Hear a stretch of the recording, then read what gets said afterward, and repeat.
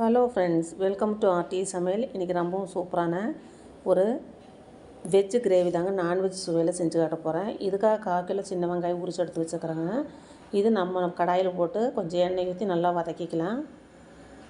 இதுக்கு தாளிக்கிறதுக்கு தேவையான பொருட்களை இப்போ காட்டுறாங்க. 2 பெரிய வெங்காயம், மீடியம் சைஸ் 2 தக்காளி பழம், கொஞ்சம் கருவேப்பிலை தழை. இதுக்காக சோயா அதாவது மீல் மேக்கர் சுடுதண்ணியில் போட்டு நல்லா ஊற வச்சுக்கிறேன். இந்த மாதிரி ஊறி வரணும். இப்போ இந்த குழம்புக்கு நான் மட்டன் மசாலா நம்ம வீட்டிலையே அரைச்சதுங்க, ரொம்பவும் சூப்பராக இருக்கும். இப்போ வெங்காயம் வதங்கினது தேவையான அளவு பொடியை போட்டுக்கலாம். 3 ஸ்பூன் அளவு நான் சேர்த்திக்க போகிறேங்க.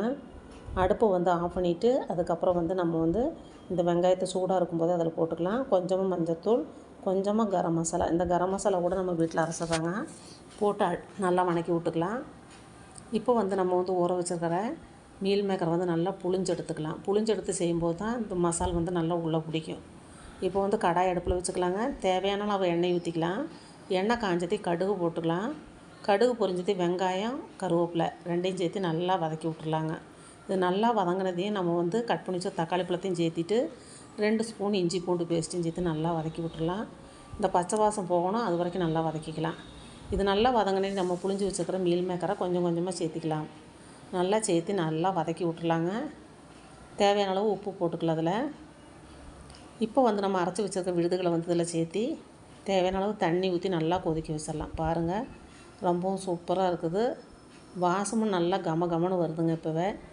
இப்போ இதில் காரத்துக்கு கொஞ்சம் ரெட் சில்லி பவுடரும் சாதா மிளகாத்தூளும் கொஞ்சம் சேர்த்திருக்கிறாங்க. காரம் கம்மியாக இருக்கும், அதனால் நல்லா வதக்கி விட்டுட்டு நல்லா ஒரு 20 நிமிஷம் நல்லா கொதிச்சு வரட்டும். சூப்பரான கிரேவி அருமையாக ரெடி ஆயிடுச்சு.